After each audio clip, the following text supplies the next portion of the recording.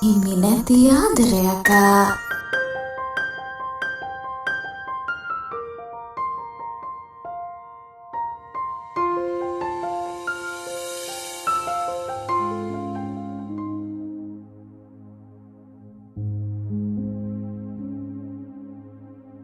ගොඩාක් දේවල් වෙනස් වෙලා හිතුවට වඩා ඉක්මනින් නොහිතපු විදිහකට හැමදේම වෙනස් වෙලා ආයි කවදාවත් යන්න නැහැ කියලා හිතපු අනෙක්සකට යන්න පැහැසර දැන් දවස් ගෙවනකම් බලාගෙන ඉන්නවා. ජීවිතය අලුතින් පටන් ගත්තා වගේ. හිරිමල් වියේ ඉන්න බොළඳ ආදරවන්තෙක් වගේ නිම්නව දකිනකම්ම ඇඟිලි ගනමින් දවස ගෙවනවා. පැහැසරගේ ජීවිතේ කවදාවත් නොගෙවපු තරමේ ආදරණීය දවස් කිහිපයක රසය විඳුමනේ ඔහුමේ ඉන්නේ. ආදරෙන් මුසපත් වෙච්ච හිතේ යටම කොනක ඉඳකට තුඩක් තරම් කැක්කුමක් තියෙනවා සමාජයෙන් හැංගිලා බයින් ආදරය කරන්න ඕන එක ගැන. ඒත් ඒ ප්‍රශ්නේ විසඳගන්න පූජාවනේ. තවමත් ඇය ගැන හරි තොරතුරක් නැහැ. චන්ද්‍රාටත් පුතණ්ඩයාගේ ලොකු වෙනසක් මේ වෙදි තේරිලා තියෙන්නේ. ඒ වෙනස වෙලා තියෙන හොඳ අතර නිසා ඇය ඒ ගැන වැඩි හොයන්න ගියේ නැහැ. පහුගිය දවස්වල වුණු දේවල් නිසා දරුවගේ ජීවිතය විනාශ වෙයි කියලා බයෙන් හිටපු අම්මට පැහැසර ආපහු ලස්සනට පිළිවෙලට වැඩ කටයුතු කරගෙන යාමත් සතුටින් ඉන්නව දැකීමත් ලොකු දෙයක් විදිහටයි දැනුනේ. ඒත් මොකක්දෝ කුණාටුවක සේයාවකුත් චන්ද්‍රා නොදැක්කාම නෙවෙයි. ඔහුට පැහැසරගෙන් වචනයක් ගන්නත් බැරි නිසා හිමීට හොයලා බලන්න ඈ තීරණය කළා. නිම්නා පැහැසර පිටිපස්සෙන් නැවිද? පැහැසර පිටිපස්සෙන් නැවිත් බදාගෙන ඉද්දී නිම්නා හිටියේ ඔහු වෙනුවෙන් බීම එකක් හදන ගමනුයි. පැහැසර අනෙක්සකට ආව වෙලේ ඉඳන් නිම්නාගේ වැඩේම ඔහුට සත්කාර කරන එකයි. පුංචි කෑමක් බීමක් හදලා දීලා ඔලුව ටිකක් අත ගාලා කකුල් අත ගාලා නිම්නා පුදුම සතුටක් වින්දා. ඇගේ මුළු ලෝකයම දැන් පැහැසර වටා ගෙතෙමනේ තිබුණේ. සර් කියන්න එපා නිම්නා. ඔහු කීවේ ඇගේ බෙල්ල අසලින් හැමින් හුස්ම පිට කරමින්. එහෙනම් නිම්නා උගුරෙන් මෙන් කතා කළේ ඔහුගේ උණුසුම් හුස්ම පොදින් මුළු ශරීරයම පණ නැති වෙනවමෙන් දැනෙන නිසායි. වෙන ඕන එකක්. මන් දැන් ඔයාගේ සර් නෙවෙයිනේ. වෙන ඉතින් අයියා කියන්නද? ඒකත් කියන්න බෑ වගේ සර්. ඔය ඉතින් ආයම පැහැසර තරවටුවක ස්වරයෙන් කීවේ ඇගේ කන් පෙත්තක් හෙමින් සපමිනි. එහෙනම් පණ කියන්නද? නිම්නා අවහිංසකව කියද්දී පැහැසර ඇයව Tamanගේ පැත්තට හරවගෙන ඇගේ ඇස් දෙකට මෙබුණා. ඉතින් මං ඔයාගේ පණද දැන්? පණටත් වඩා වටිනවා මට. ඇඳමග ස්වරයෙන් කිය නිම්නා දෙස මොහොතක් බලන් සිටි පැහැසර හිමිනගේ නාදලුවන් දෙතුල් වෙත යමු වුණා. නිම්නාට දැනුනේ මුළු විශ්වයම තත්පරයකට නිහඬුවක් මෙනි. ඔහුගේ සුසුම් ඇගේ ගෙල වටා දැවටෙන්නේ සේද සලුවක් ලෙසනි. නිම්නා ඒ ආදරණීය ග්‍රහණයට නතුවේ කිසිදු විරුද්ධත්වයකින් තොරවයි. ඇගේ දැස් පියුනේ නිතතින්මයි. පැහැසර ඇගේ සිහි නින වටා දෑත්‍යවා ඇයව තමා වෙත තද කරගත්තේ ඇය තමාගෙන් ගිලිහි යාවියයි යන බියෙන් මෙනි. නිම්නා මම දන්නේ නෑ මේ දවස් ටිකට ඔය කොහොම මේ තරම් මට ලං වුණාද කියලා මැනික. ඔහු මිමිනුවේ ඇගේ කෙස් කලඹ අතර මොහොන හොවා ගනිමිනි. මට බයයි මේක හීනයක් වෙයි කියලා. ඔහුගේ හඬ වෙවුලා නටවුණා. ඇය ඔහුගේ කමිසය තදින් අල්ලාගත්තේ ඒ සැබෑව අන් නොහරින අදිට නියුතුවයි. අඩාඳුරේ ගිලී තිබුණේ කුඩා කාමරය තුලේ ඔවුන් දෙදෙනාගේ හදවත් ගැහෙන රාවේ පමණක් දෝංකාර දුන්නේ ලෝකයටම හොරෙනි.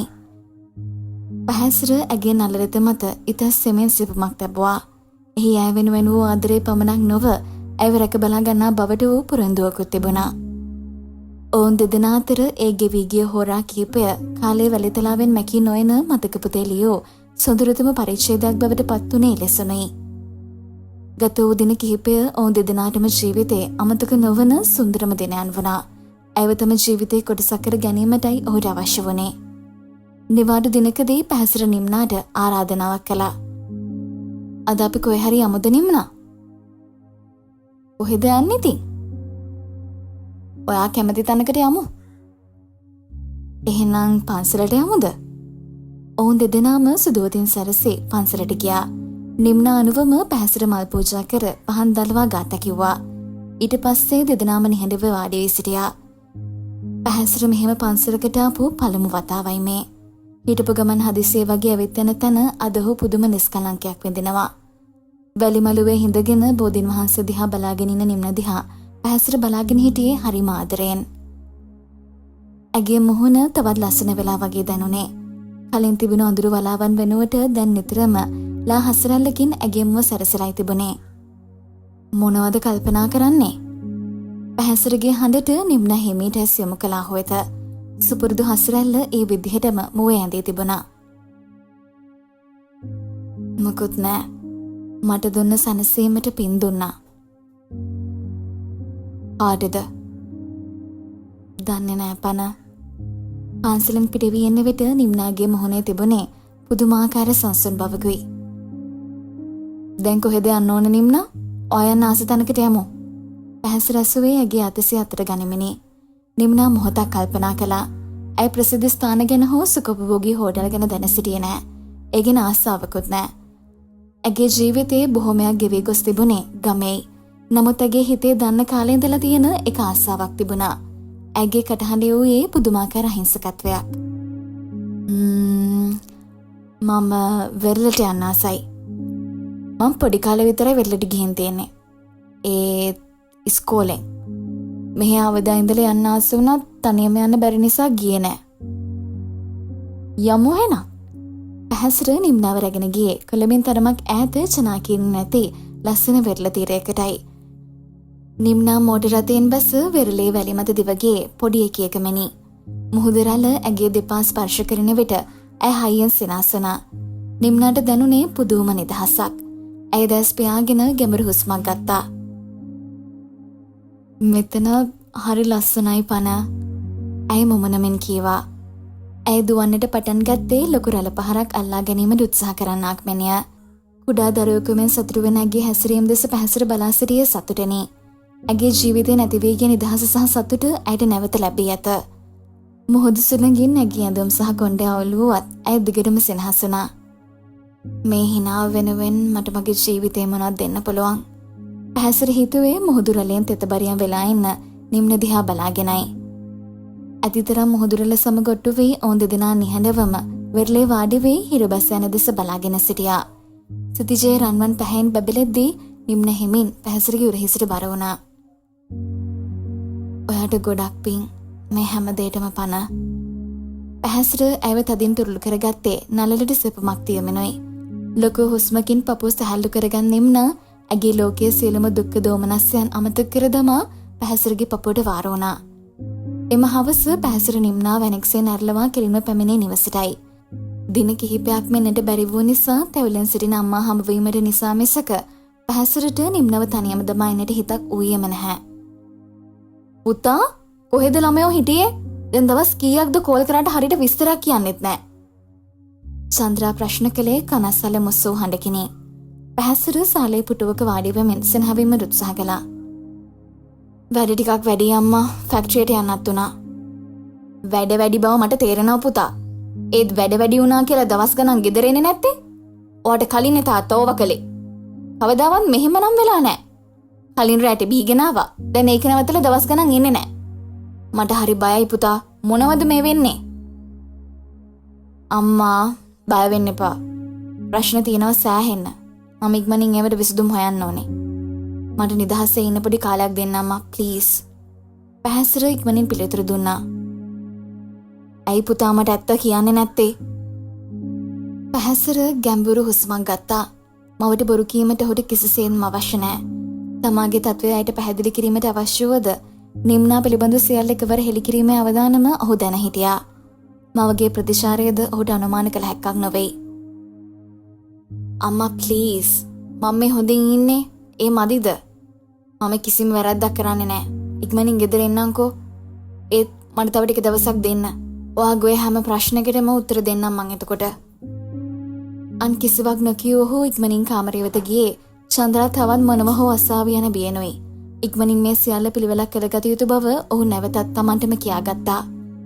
මීළඟ දින කිහිපෙම පැහැසිර පූජාව ඇමතීමට උත්සාහ කළා. ඔහු ඇගේ පැරණි ජංගම දුරකථන අංකයට කිහිපවරක් නැමැතුවා. අමතන ලද අංකය මේ මොහොතේ ක්‍රියාවිරහිතයි. නැවත නැවතත් ඇසුනේ එම හඬමයි. පැහැසිර කේන්තියෙන් දුරකථනයේ මේසය මත විසි කළා. ඇයි මේ පූජා මෙහෙම කරන්නේ? පැහැසිර තමන්ගේ මහගත්තා. පැහැසිරට අවශ්‍ය ඉක්මනින් නීතියනොත් පූජාගෙන් වෙනවීම පමණයි. ඔහුගේ නීතිඥවරයාට දික්කසාද කටයුතු ඉදිරියට ගෙන යාම හැකි වුණත් පූජාගේ පාර්ශවයෙන් කිසිදු ප්‍රතිචාරයක් නොමැතිවීම නීතිමය ක්‍රියාවලිය තව තවත් ප්‍රමාද කරන බවයි ඔහුට දැනුම් දුන්නේ. ගතවන හැම දිනයක්ම පැහැසිරට දැන් අවුරුදු ගණනක් වගේ දැනෙන්නේ. ඔහුගේ නීතිඥවරයාට දික්කසාද කටයුතු ඉදිරියට ගෙන යාමට හැකි වුණත් පූජාගේ පාර්ශවයෙන් කිසිදු ප්‍රතිචාරයක් නොමැතිවීම නීතිමය ක්‍රියාවලියකට තව තවත් ප්‍රමාද කරන බවයි ඔහු දැනුම් දුන්නේ. ගතවන හැම දිනයක්ම පැහැසිරට දැන් අවුරුදු ගණනක් වගේ දැනෙන්නේ. රාත්‍රී ඇනෙක්සයට පැමිණි පැහැසිර හිටියේ වෙනදාට වඩා වෙහෙසටපත් වෙලා. නිම්නා ඔහුගේ වෙනස ඉක්මනින් හඳුනගත්තා. ඇයි පන? පැහැසිර නිම්නාගේ අතින් අල්ලගත්තා. මට බෑ නිම්නා. අද මගේ වයිෆ් හොයාගන්න විදියක් නෑ. ඒක මාස ගාණක් ඇදෙන්න පුළුවන්. නිම්නා හෝ අසලට වී වාඩි වුණා. ඒකට කමක් නැහැ පන. මට අයිතියක් ඕන නෑ. ඔයා මගේ ළඟ ඉන්නව නම් ඇති මට. ඒක ඔයාට කිසි ප්‍රශ්නයක් නැති වුණාට මට ප්‍රශ්නයක්. මට ආව නීතියානුකූලවම මගේ කරගන්න ඕනේ. මට කොහොමද මිනිස්සුන්ට කියන්නේ මම මැරීඩ් හැබැයි මම ඉන්නේ වයිෆ් එක නෙවෙයි කියලා. මට මෙහෙම හැංගිලා ජීවත් වෙලා ඇති වෙලා නිම්නා. පැහැසිරගේ වචන වල තිබුණ කනස්සල්ල නිම්නාට හොඳින් දැනුණා. ඇය දැන හිටියා මේ මොහොත කොයි වෙලේ හෝ උදා වෙන බව. ඔහු තමා වෙනුවෙන් දරන මේ වෙහෙස ඇගේ හිතේ ආදරය තවත් වැඩි කළා. අපි හිමීට බලමු. හැමදේම හරියයි. ඔයා මම වෙනුවෙන් මෙච්චර දේවල් කරන එකම මට ඇති. ඔයා මේ ගැන හිතලා ඔයාගේ සතුට නැති කරගන්න එපා පන. නිම්නාගේ වචන පැහැසිරගේ සිතේ වූ වේදනාව මදකර සමනය කළා. නිම්නා ඔහුගේ ගිනිගෙන දැවෙන ජීවිතයට වහින පොදවැස්සක් වගේ හොට දැනෙන්නේ. ඇය අසලදී සියලුම වේදනාවන් පහව යන්නේ ඇසුරු සනින්. පැහැසිර හැමින් නිම්නාගේ උකුලට ඔලුව තියාගත්තේ නිම්නා කිතියෙන් වෙවුලා යද්දී. ඇගේ ඇඟිලි තුඩු හිමිහිමින් හිසක අතර දුවද්දී දැනෙන සහනය වචනෙන් විස්තර කරන්න බැරි තරම්. මොන ප්‍රශ්න ඇති වුණත් නිම්නාව තමන්ගේ ජීවිතේ නෑත් නොකරන්න ඔහු තීරණය කළා.